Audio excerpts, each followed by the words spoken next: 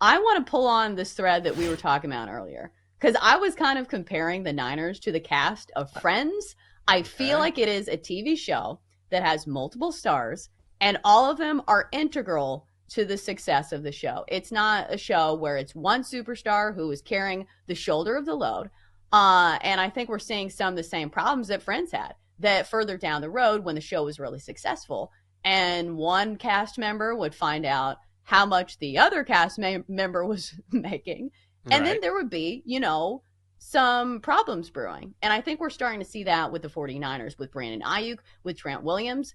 But if the 49ers were the cast of Friends, what is the comparison? Like, do we go with Christian McCaffrey as Jennifer Aniston? It feels like the natural fit, right? As somebody who is the A-lister, somebody who has been good everywhere they've been. And also, you could say, Jennifer Aniston was married to Brad Pitt. Christian McCaffrey just married Olivia Culpo, who is not the A-lister per se, but still very famous. Are there any other members of the Niners that you can like pinpoint with their comparable Friends characters? I don't know. I would just say that Brock Purdy is Ross, is David Schwimmer, because, at the end, right, he gets the girl, he does everything right. He gets Jennifer Aniston, he gets Rachel, and yet the entire time he's kind of seen as the dork, never given enough credit. And I feel like that's Brock Purdy, where all he's done is do everything imaginable that you would want from a quarterback, particularly a quarterback who was picked last in the draft. We know his Mr. Irrelevant story, and here he is leading the team to the Super Bowl last year. He played very well in that Super Bowl, got knocked around a lot. He's been fantastic, and in the end, will he end up getting the ring? I don't know, maybe, but I think he's Ross. Yeah, unless they're on a break, and unless, there's some sort of debate there.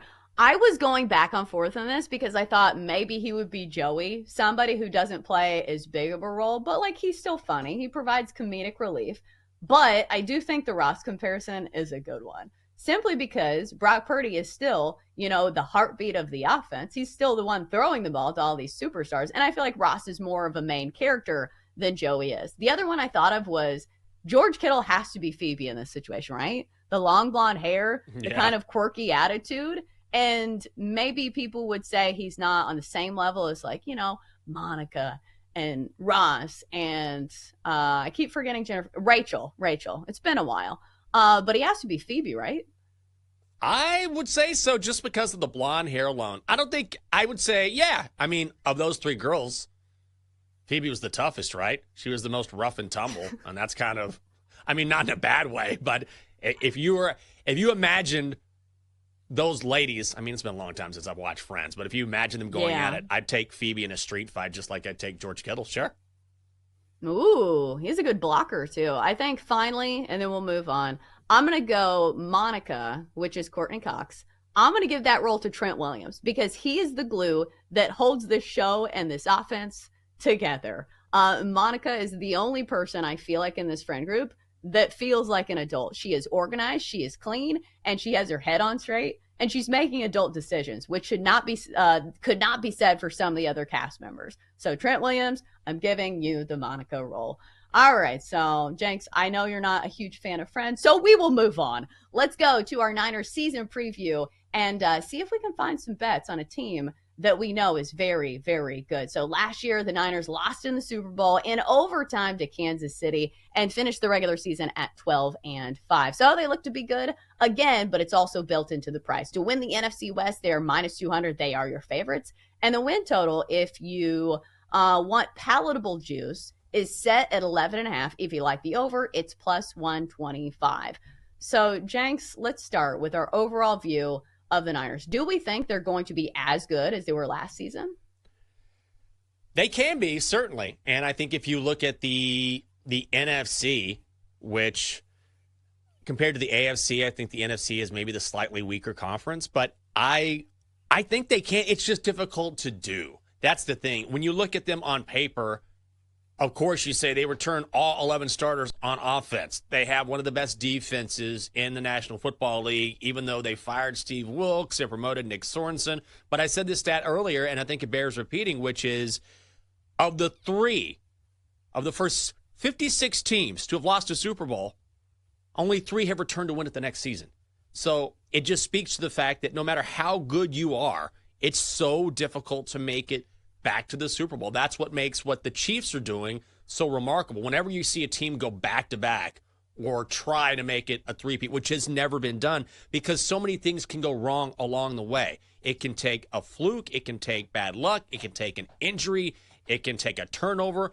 One little thing in a playoff game or one turn of an ankle can basically shift the direction of your entire season. So you have to have everything fall into place. Remember when the Buccaneers returned all 22 starters from their team that went to the Super Bowl? And you're like, they're returning everyone.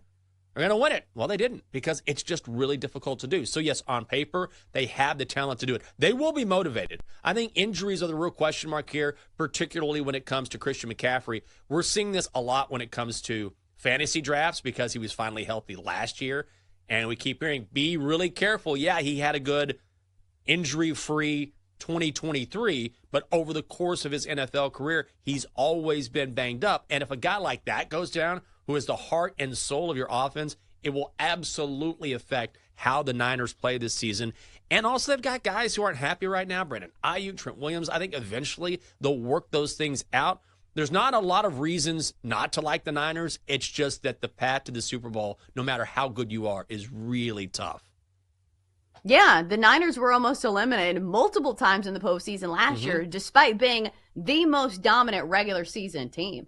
All season long, the Niners were covering massive spreads. They looked unbeatable. But when it came to the postseason, they had to come from behind in a lot of those games, including the NFC Championship game, in which they were down, I think, 24-7 to the Lions. And it took almost a fluky play where Brandon Ayuk caught a ball off a defender's helmet to turn that game on its ear.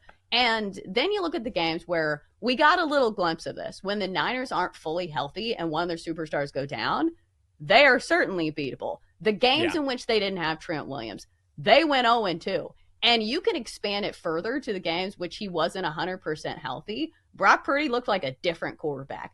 With Trent Williams healthy, Brock Purdy, 28 touchdowns to only 2 picks. Without Trent Williams, or Trent Williams not playing the entire game, Brock Purdy threw 3 touchdowns to 9 interceptions. That was the ratio. He is a huge part of the offensive line. And Trent Williams is somebody who is unhappy with his contract situation right now.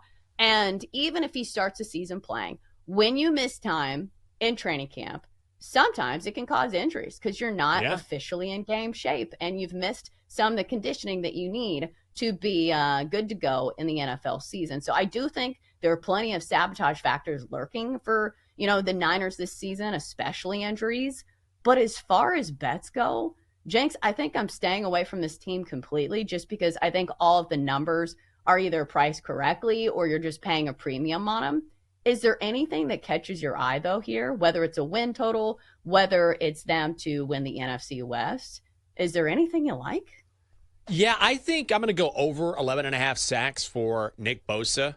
And he had a, quote, down year in 2023, but he had 10.5 sacks. Remember, the year before, he had 18.5 sacks. Year before that, had how many? 10.5. So he's been right there over the past couple seasons. So I also think that there's a reason why they fired their defensive coordinator. I don't necessarily think it was the right call. But here's the thing. They brought in Leonard Floyd from the Bills. And I know when you think of great players in the NFL, Leonard Floyd isn't the first guy that comes to mind, but only 3 players in the National Football League have racked up at least 9 sacks in 3 consecutive seasons, and he's one of those guys. And the reason why I mention him is because when you put talent on that defensive line and you force offenses to pay more attention to other guys outside of focusing on Nick Bosa, then all of a sudden it can open up things for you. Like when Chase Young went from D.C. to San Francisco, I don't want to say he was a bust, but he certainly didn't live up to expectations. That's why they let him go. Now they have Leonard Floyd in, and all of a sudden you have a real problem there that you have to deal with. So I think Nick Bosa, this number I think is maybe a tad too low. It's only minus 110 to go over. You can go over 11.5. I expect with a new defensive coordinator and some increased talent on that defensive line that he can hit this number.